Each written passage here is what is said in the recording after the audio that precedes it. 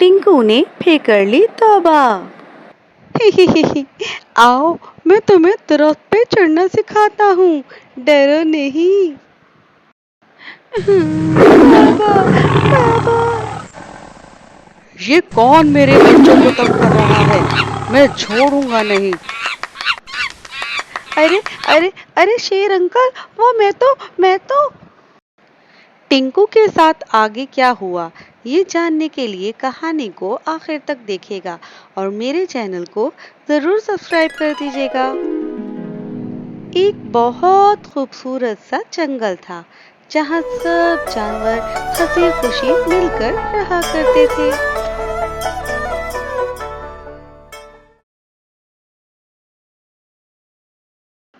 अरे देखो, कितना अजीब जानवर है और ऊपर से मोटा भी। क्यों ना उसे तंग किया जाए। दरख्त पे बैठे टिंकू ने दूर से आते हाथी को देखकर अपने भाई मिंकू से कहा।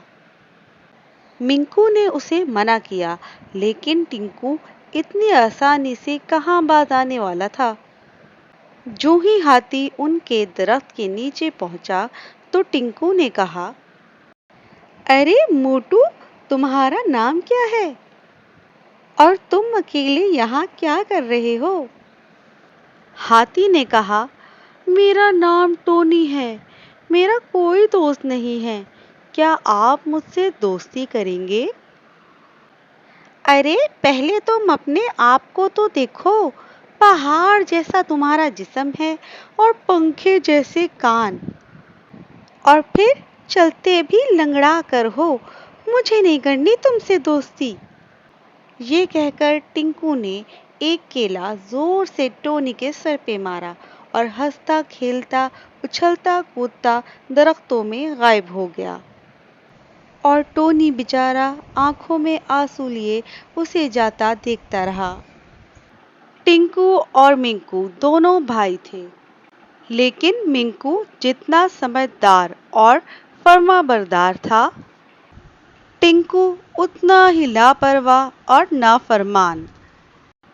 अरे बगीरा चचा, आप क्या ढूंढ रहे हैं इधर उधर? अरे मिंकू बेटा, मेरा चश्मा नहीं मिल रहा, यहीं तो गिरा है। ये लीजिए अपना चश्मा। अरे जीते रहो मिंकू बेटा। अरे चूचू, तुम फिर अपने घोंसले से नीचे गिर गए।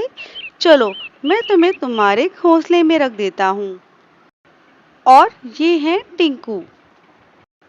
खरगोश ने टिंकू को देखकर फौरन वहां से भागने की कोशिश की।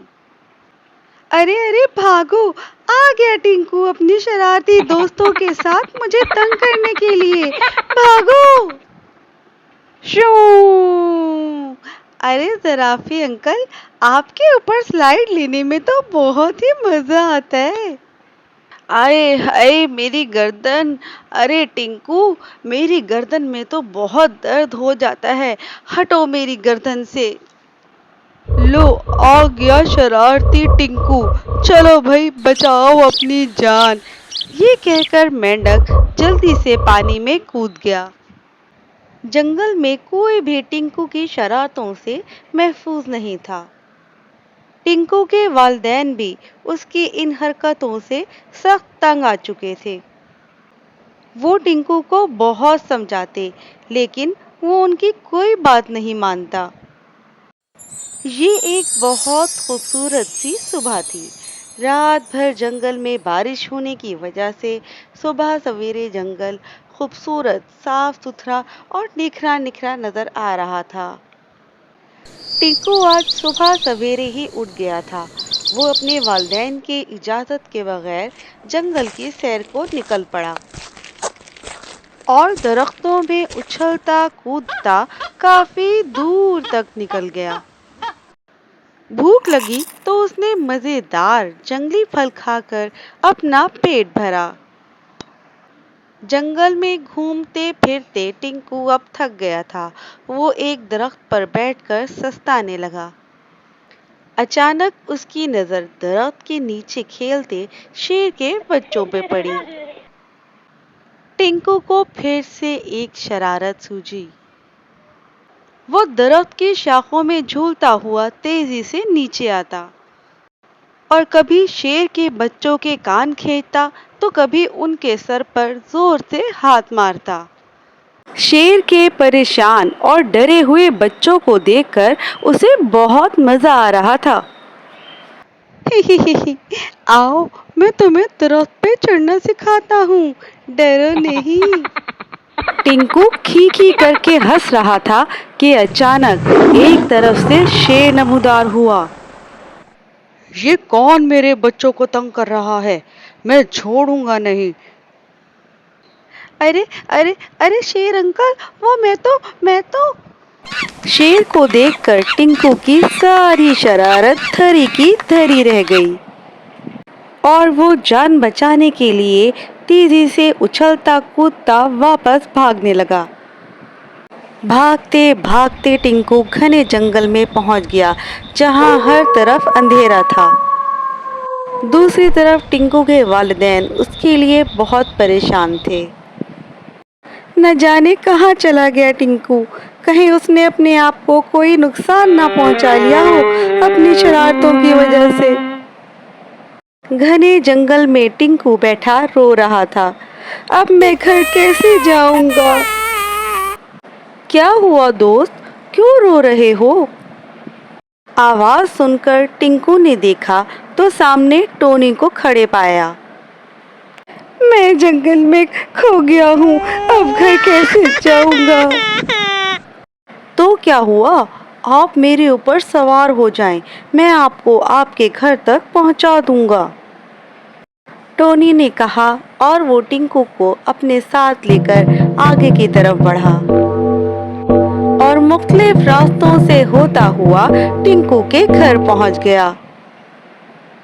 मिंकू ने टिंकू को आते देखा तो जोर से चीखने लगा, टिंकू आ गया, टिंकू आ गया। टिंकू तेजी से उछलकर अपने बाप के गले लग गया। कहाँ चले गए थे टिंकू बेटा, हम तुम्हारे लिए बहुत फिक्रमंद थे। टिंकू ने अपने वालिदैन को सारा वाकया सुनाया और उनसे माफ़ी मांगी और आइंदा उनकी नाफरमानी ना करने का वादा किया। और फिर टिंकू ने टोनी से भी माफ़ी मांगी, उसका शुक्रिया अदा किया और उसे अपना पक्का दोस्त बना लिया और आइंदा शरारत करने और उसकी माजूरी का मजाक उड़ाने से तौबा कर ली। टिंकू और टोनी दोनों पक्के दोस्त बन गए थे। वो एक दूसरे का बहुत ख्याल रखते, मिलकर खेलते और अब जंगल के सब जानवर टिंकू से बहुत खुश थे। इस कहानी से हमें क्या सबक मिला, कमेंट्स में ज़रूर बताइएगा। शुक्रिया।